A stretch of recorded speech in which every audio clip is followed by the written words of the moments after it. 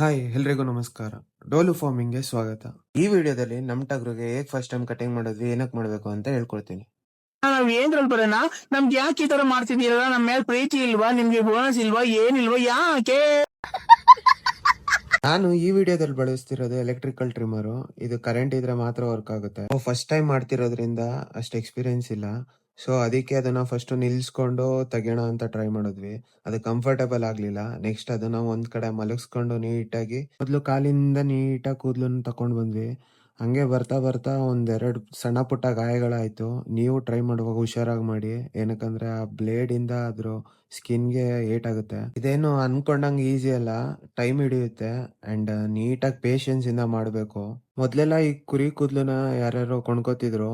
ಇವಾಗ್ಲೂ ತಗೋತಾರ ಏನು ಅಂತ ನಂಗೆ ಗೊತ್ತಿಲ್ಲ. ನಿಮ್ಗೇನಾರ ಗೊತ್ತಿದ್ರೆ ಮೆಸೇಜ್ ಮಾಡಿ. ಫೈನಲಿ ಒಂದ್ 20 ನಿಮಿಷ ಆದ್ಮೇಲೆ ಈ ಕೆಲಸ ಮುಗೀತು. ನೋಡಿ ಹೇಗಿದೆ ಟಗರು, ಹೇಗ್ ಕಾಣಿಸ್ತಿದೆ ಇವಾಗ ಅಂತ.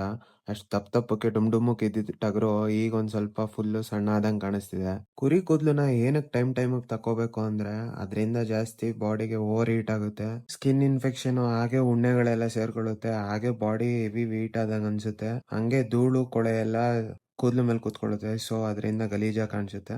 ಇದೇ ರೀತಿ ಹೆಚ್ಚಿನ ಫಾರ್ಮಿಂಗ್ ರಿಲೇಟೆಡ್ ವಿಡಿಯೋಸ್ಗಳಿಗೆ ನನ್ನ ಅಕೌಂಟ್ನ ಫಾಲೋ ಮಾಡಿ. ಹಾಗೆ ನನ್ನ ಬಯೋಲಿರುವ ಯೂಟ್ಯೂಬ್ ಲಿಂಕ್ ಅನ್ನು ಕ್ಲಿಕ್ ಮಾಡಿ ಯೂಟ್ಯೂಬ್ಗೆ ಸಬ್ಸ್ಕ್ರೈಬ್ ಆಗಿ.